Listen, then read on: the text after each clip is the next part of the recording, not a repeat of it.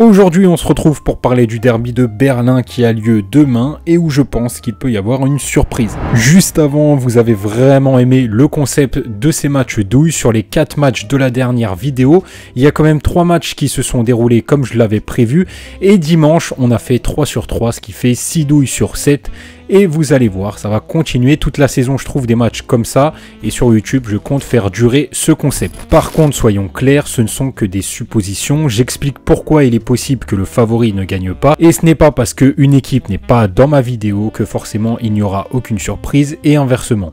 Hier, j'ai aussi publié une vidéo à propos de ma stratégie comment vivre des paris sportifs que je vous invite à regarder. Elle est vraiment très intéressante et dedans, je donne des preuves scientifiques au sujet des paris sportifs. Bref, maintenant que tout est dit, analysons ce derby. Le favori de ce match est le Hertha Berlin qui a surpris avec son 3-0. Sauf si vous avez vu ma dernière vidéo, j'avais dit surprise possible. Mais statistiquement, le Hertha et l'Union Berlin sont sur la même courbe, voire un petit avantage pour l'Union Berlin. Ça me rappelle le match de Düsseldorf contre Paderborn qui avait exactement les mêmes statistiques. Information intéressante, on voit que l'Union Berlin est la première équipe à marquer à 38% des cas contre seulement 23.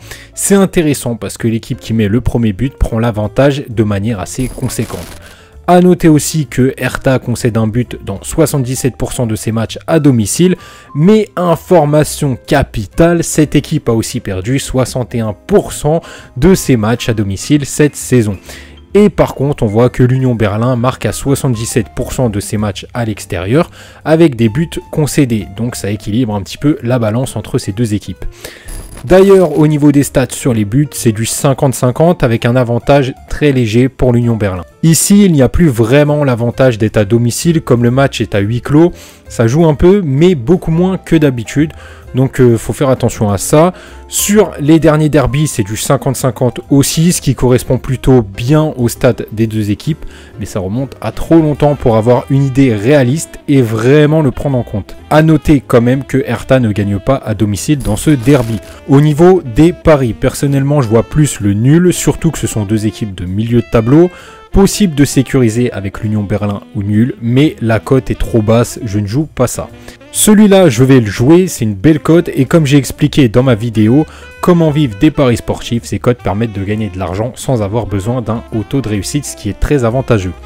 Après, vous pouvez toujours jouer le match nul remboursé si l'équipe de votre choix gagne, chacun a sa vision des choses.